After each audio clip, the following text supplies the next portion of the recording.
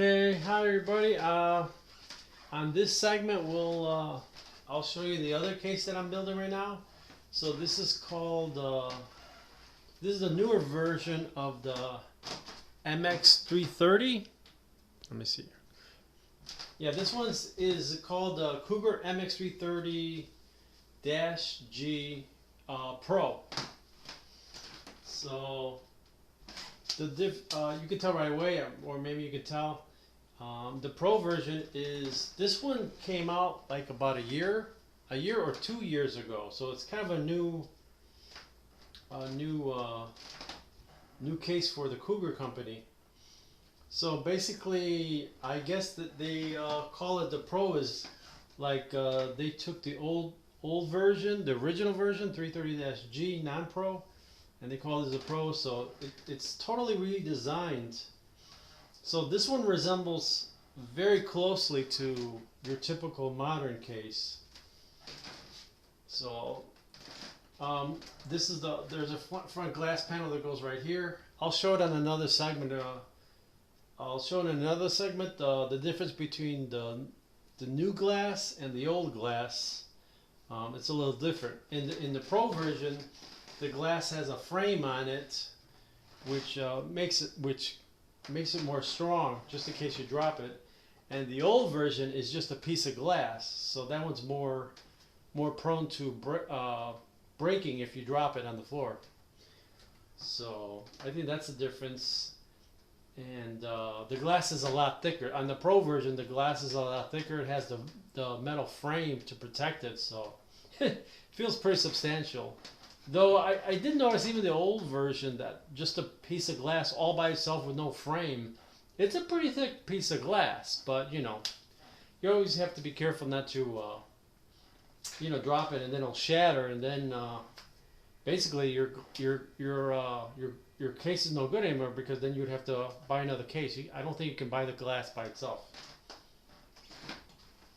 So let's see what's different on this one. On this one, I guess we can start from the inside.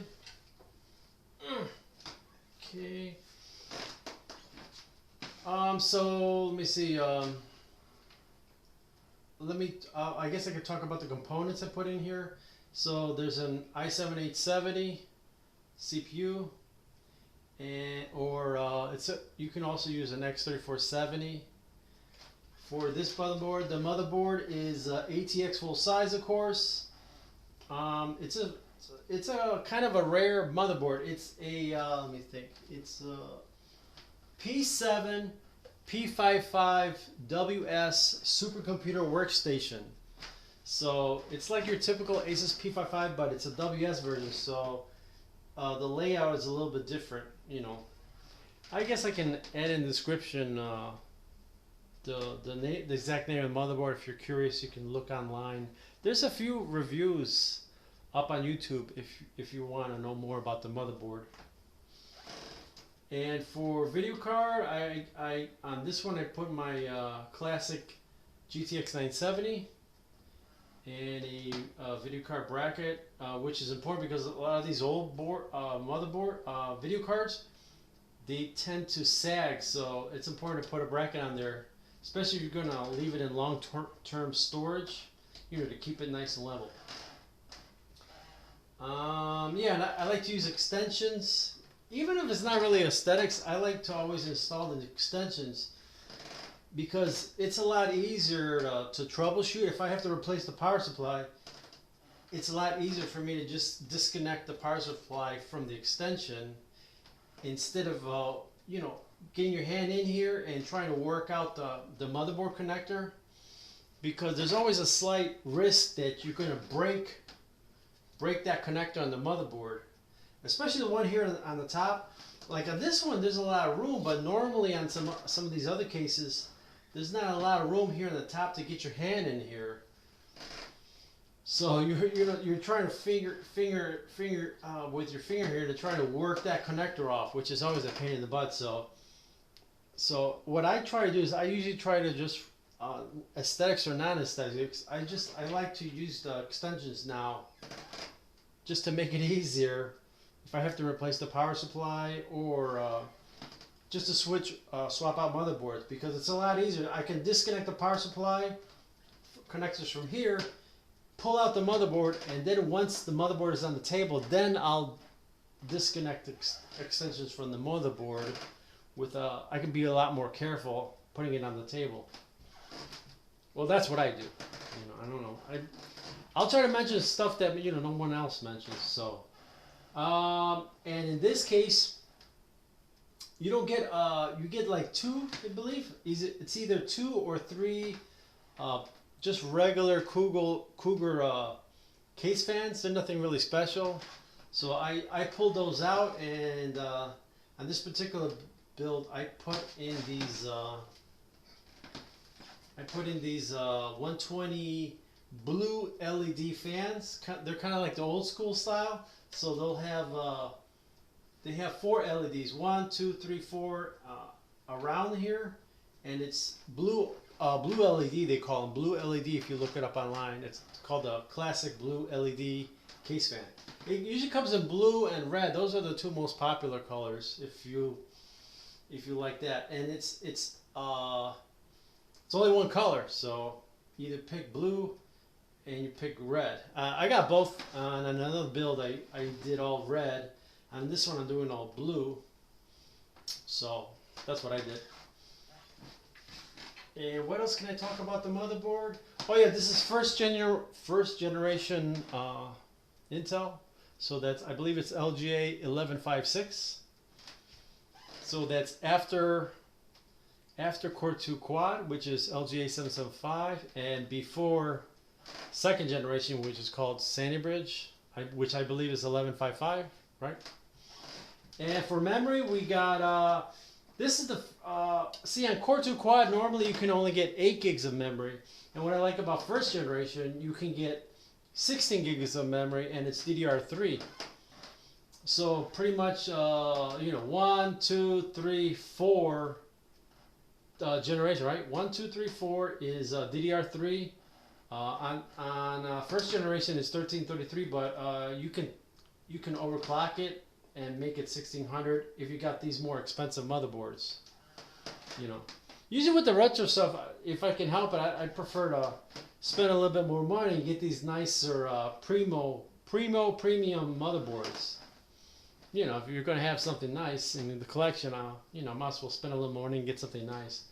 The only drawback is on the retro stuff, it gets almost just as expensive as buying a brand new computer. So if you're not into nostalgia, if you're not into collection stuff or stuff like that, or tinkering, this kind of platform doesn't really make sense, because for the same amount of money you might as well go to Micro Center and just get your basic MATX motherboard, your basic CPU, and it's pretty much this better performance, right? So that's another thing. I mean, this is like a special case. So I don't know, like maybe if you find this kind of computer out there, then it might be worth it to you. Or you just want, or I don't know how many people are out there that are nostalgic and they just like building computers and they don't care, about performance. They just want something nice from every generation. So I don't know, but this is not like a normal case scenario. But if you happen to come upon one of these computers out in the wild, either through a family member, friends, or a local buyer, then pick it up if you're interested in tinkering, But of course, it's going to be a lot slower, right? Okay. Let's see. I think that's all I know about here. Oh yeah, on the bottom, pretty much the standard, just like even my mother. So you got your USB connector, AC audio, your USB, old-fashioned USB connector there. This one does not have the USB 3, so you will need to buy an adapter, USB 3 to USB 2, so you can plug it in down there. And yeah, there's the 3-pin. There's the front panels, the same thing. Front panels there. It has a pill battery right there. The CMOS jumper is right next to it down there. And the hard drive connectors are right here. right? The SATA cable. Yeah, video card, 24 pin. Yeah, this one takes an 8 pin. You know, because like I say, it's a premium motherboard, so you usually get an 8 pin with it. Yeah, that's it. And right here is where you put the DVD drive, right? You put you stick in the DVD drive, you put one screw here, and on the back end you put 2 screws, one here, one here. I think that's it right here. Yeah, 120 in the back, and it has three spots here, so you could put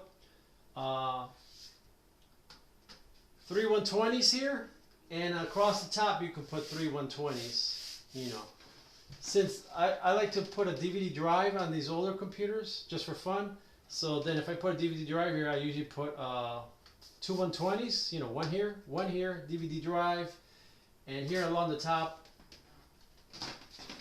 I do I leave this one, leave that one empty, and then I put 120 and 120 here, since the DVD drive's there. But I guess you could put it right there, another fan, if you want to for fun, right? Okay, and this is how the front looks. That's where you're going to put the DVD drive. And this, just like the other computer, you want to pop off this case. The wires are connected to the case, so this one, when you pop this off, it doesn't have those wires like on the older version. And oh yeah, take off this grill when you remove the case. Bend the tabs, take this off, and then remove the filter. So you really don't need the filter, as far as because it's just going to interfere with airflow. Especially if you use these cheaper case fans, they don't blow a lot of air already, and then you're going to put a filter on there, and you're going to cut off the air. So yeah, so I think it's better just to take it off, remove that filter, throw it away, and then put the grill back on, so that your case fans have maximum flow. And depending on your situation, I'd say keep the case off the floor, because that's where you get the most dust. If you put it on the floor, that's where the dust comes from. Put it on the table or above, on a shelf. And here in the back end, it's nothing really special, So, your power supply goes here. In this case, it's I got an EVGA 500, right? And cables are here. See your CPU, right? The 24 pin. And down here in the bottom is the SSD, right? And here's the case fans, right? Case fans.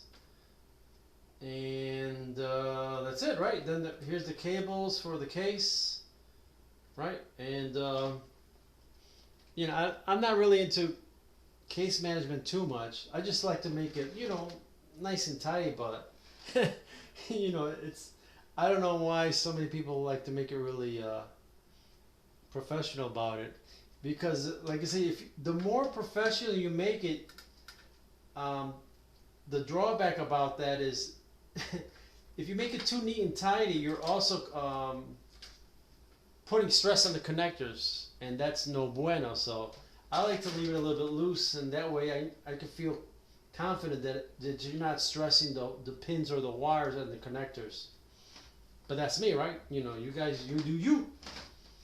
What else? How about the back? You want to see the back? So on the back, power supply, nice and standard, and then the motherboard, right? And what kind of motherboard we got here? Six audio. So like I said, you got premium here. 6 audio, about a bunch of USBs. There is no 3.0 on this one. So USB, all old-fashioned, slow USB 2.0. Your LAN, your 1394, which I don't ever use. PS2, mouse and keyboard. And SPDIF, that's for the digital audio out if you want to connect it to your home stereo. And what else? The video card. And just like I told you on the other video, I recommend when you take apart the case and you strip it down, use either pliers or a wire cutter or a wheel cutter, rotary tool, wheel cutter, and then cut the bars off. So like in this example, the video card is in the first and second slot, so I would cut these first two bars here and have this whole part open here, so that you know, there's no restriction of your cable, because the cable, the audio cable, the video cable has a big plastic head on it, so you're not going to be able to plug it in all the way. I think some cases now, modern cases, this is all open, so you don't have that problem. But on these older ones, you have to. I recommend cutting these stupid bars off, and so that your video card doesn't have that restriction. You can plug in the plastic cable, the rubber cable, the audio video cable. And see, like on this one, I had to bend it, so I cut the bars and I actually bend this part over here back out with pliers, so I can get my the video cable all the way fully inserted. So, you know, keep that in mind. You know, like I said in the other video, make sure you look at your motherboard and so you know which bars to cut. So it's usually video slot 1, 2, and 3. 1, 2, and 3. So I would say normally, without even guessing, cut out the first 2 bars. You know, if you still got one of these old-fashioned cases. What else? Oh yeah, I forgot. So on the back, right, when you plug in the DVD drive, you put one screw here, and in the front it's one screw, right? And there's a bracket, right? If you want to replace the CPU cooler without taking the motherboard, you have room on this one. So, and I think that's it for the review on the case. I like it, you know. Maybe I should show you before I forget how it looks like. Come on. Okay.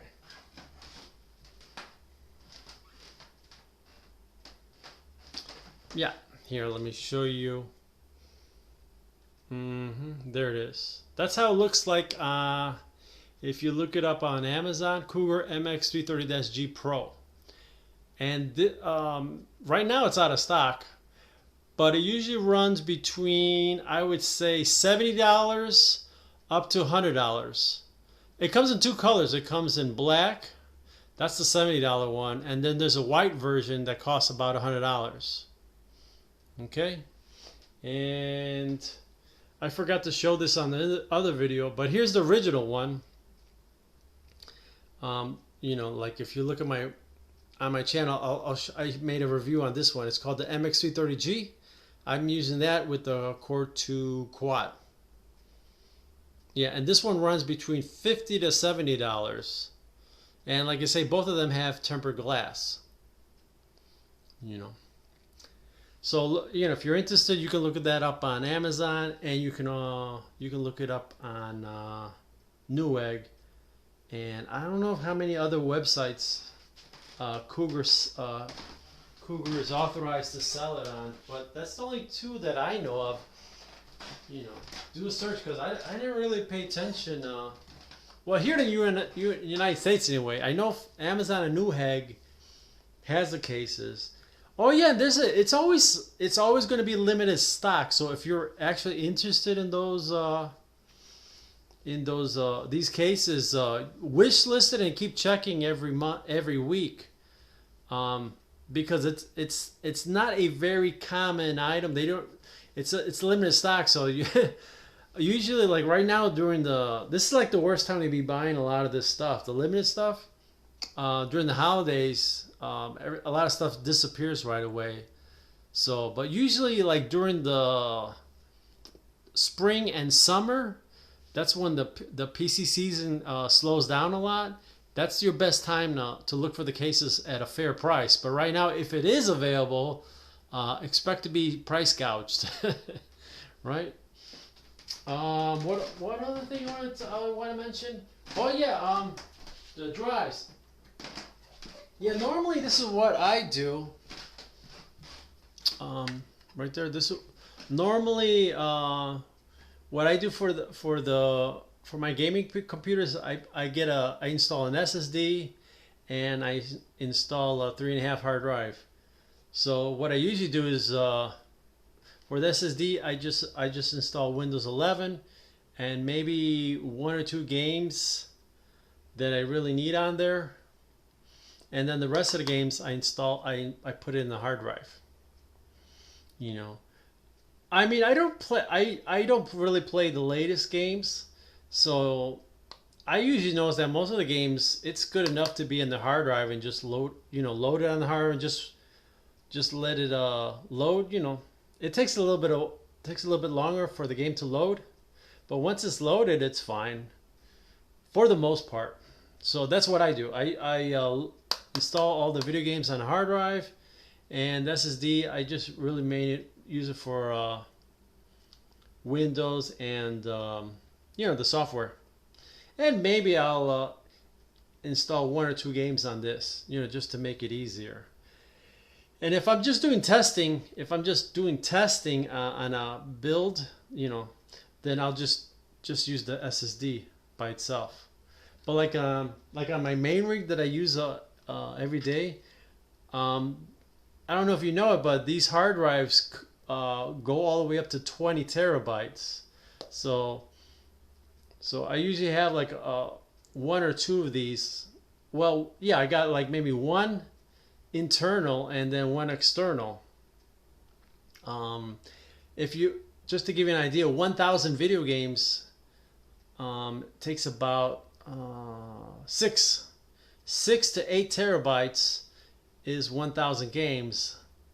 So you'd be surprised how quickly it takes. It doesn't take too long to buy a bunch of video games especially on bundles, right?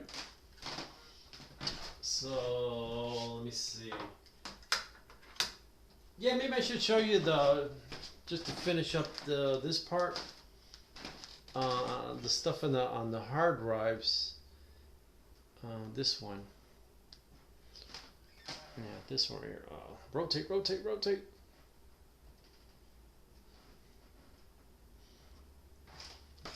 Yeah, something. Yeah, like that. See, you can get 20 terabyte hard drives for $400.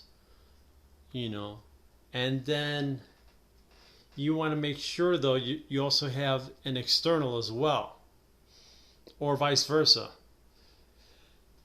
The external ones are cheaper for whatever reason. There's something weird about the pricing on hard drives. But if it's internal, it's $400. But if they put the hard drive inside an external case, then they'll give you a discount. It's weird, but it's always been like that. I tried it both ways, actually. You can actually play your games off the external hard drive and internal. So, I do it both ways. But, ideally what you want is you want 1 internal for all your games. Like, 2,000, 3,000 video games, you can put it in here. And then as a backup, you want to back up all your games onto the external, right? And because, like I say, I mean, we never know. Like one day, maybe your account gets hacked, and then you don't have access to your online video games anymore. So the only games you're going to have left on your account is the ones on your hard drive, right? And and what is the other reason? Oh yeah, I mean, what if one day your house there's no more internet for whatever reason, or you're moving, or maybe you're in a financial bind and you have to disconnect the internet for a while and just use basic internet for the cell phone. So it's best to download all your video games to locally, so you can just launch the games locally and you don't have to worry about the internet. And what is the other reason? Oh, when you're traveling. If you're traveling, also, if you're traveling, either by car or by airplane, you can just grab your external hard drive and take it along with your gaming laptop, right? and that way, wherever you are in the world, you got your games on your hard drive and your laptop, and you don't really need access to the internet, right? So those are the reasons, Yeah, like I say, I don't know why. That's another thing. I really don't understand, why so many people still prefer the physical discs of the consoles, because one of the things, I have some consoles and some discs, but to me it really doesn't make much sense, because the console discs, there's no accessibility like you do if the version is on PC. So there's no God mode, there's no training mode, there's no cheat modes, there's no console mode. You can't bring up the console and enter some commands. There's no mods. So to me, it just makes no sense, because if you're stuck on a console game disc version, there's no accessibility. So you either get good, or you can't get past a certain level, right? So that's the thing to me. I mean, right there and then, I'm not interested, because I'm horrible at video games. So if you get to a certain point in a video game that like a boss is too tough, or a platforming section is just too tough, there's really no way to get around it, So I never understood why everybody likes console games just for that part alone. I mean, have you ever? I mean, back in the day, did you guys not? Did it not bother you, like on Nintendo, the Super Nintendo system, and you got the free video game, right? Super Mario Brothers. I never really cared for that, because, like I say, I mean, it gets. I was really difficult. There's like some sections you can never get past. At least I couldn't. So it just got old. And what about Castlevania? That's another game that's really hard. So those kind of games, there's no accessibility, So, well, those are my 2 cents. I never hear anybody talk about. So I figure I want to talk about stuff that nobody ever mentions. So to me, that's why I say I don't see makes no sense to buy too many console discs, because I'm never going to get good. I don't care to get good. I want to play my game, at least for the story, So give me the option. So if there's a section I can't get through, I don't want to play that. I don't want to play that game of rinse and repeat until I get through. Give me an ability to skip through. So that's my 2 cents on that. So, at least with PC games, you got some of those games are a godsend. You can get that. So, that's my 2 cents. So I think that's it, right? What else? Oh, yeah, before I forget, let me show you the watts. The watts, maybe, yeah, you should know that, because that's, I'll make it part of this video. The watts. Okay, I already tested on you can run Cyberpunk on this old motherboard. Okay, so Cyberpunk somewhere between, I think, 1440 by 9. The resolution was 1440 by 900, I believe. Right, and so here's the stats I got on MSI Afterburner.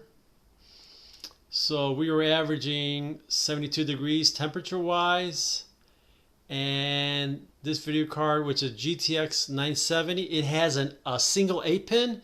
We were averaging something between 126 watts and 130 watts. Okay, and what's nice about Cyberpunk is you can see all the threads are being utilized. So it gives the CPU a good run for its money. So you go like 50, 60, 70, 80% when you're playing the video game. And what else? Memory on the VRAM is 3356, which sounds about right, because on a 970 you technically only have 3,500 megabytes of VRAM, not really 4. And for RAM, you can see there we got 8,300.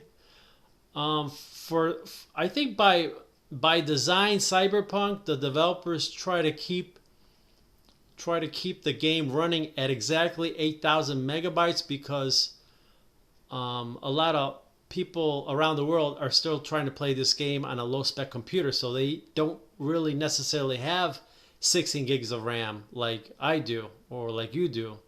So I assume what's going on is in Cyberpunk, because it's out of Poland, right? I think the developers are trying to cater the game for the rest of the developed world, which is running on low mid to low spec computers. So it's pretty cool that you can play this game on only 8,000 2 sticks of RAM, 8 gigs of system RAM. So I think that's why they do that. I never heard anyone mention that. So there you go. 120 to 130 watts. As long as you keep the video card below 50 frames, 60 frames. So, and what else we need to know? Oh yeah, there's my AC watt meter. So just to give you an idea, I was averaging 270 watts. Every once in a while, it'll go up to 280 watts for a few seconds, but for the most part, pretty much average is 270 watts. Just driving around the main expressway in Cyberpunk, what's it called? The Beltway. There's a major beltway that goes all around the city. In Cyberpunk, there's like a highway. So I just drive around the main beltway of Cyberpunk for an hour. And, just to make sure I don't get nothing weird of the computer. And so, yeah, about 270 watts. So it's pretty economical. It doesn't really pull a lot of electricity. So technically, if you get a reputable power supply from EVGA, you can get the really base model, the 450 watt that has an 80 sticker by EVGA. That's more than enough. But if you want to get something more expensive because you plan on using the computer for something else or a bigger card, yeah, maybe. But yeah, I really like the any video card that's like a single 8-pin because those you can use with cheaper power supplies, And what else I could mention really quick on this video? Oh yeah, if you got this card, right, the RX 570 or the RX 580, that also has a single 8-pin, but this one pulls more watts. This one averages something like 170 watts, and so does the RX 580, something like 170 watts. And so, like what I said, the 970 is 120, right? 120. The 970 is 120, 130 watts, and this puppy pulls 170 watts. So that's an additional 50 watts, right? So instead of 270 plus 50, we're looking at 320 watts at the power supply, on the watt meter. So 320 watts, you want a little overhead. So there we go, you still should be fine with the 450 watt power supply by EVGA. EVGA has a 400 watt power supply, but it doesn't, it's kind of shady. It doesn't have an 80 plus sticker, so I don't know what kind of mediocre components are in it. I assume really that's not really for gaming, So take that into mind that usually you want to look at power supplies starting at 450 watts. Okay. And I think that's going to be it for this one, right? Maybe I'll I'll make another segment on maybe a little mention about the video cards again, a little bit more on the video cards I got here. And I still got to show you the glass of both cases. So I don't know where I'll throw it in, but it's getting late. So if I don't do it right now, I'll do it another day and try to remember to add it. So that's it for today. Okay, bye-bye.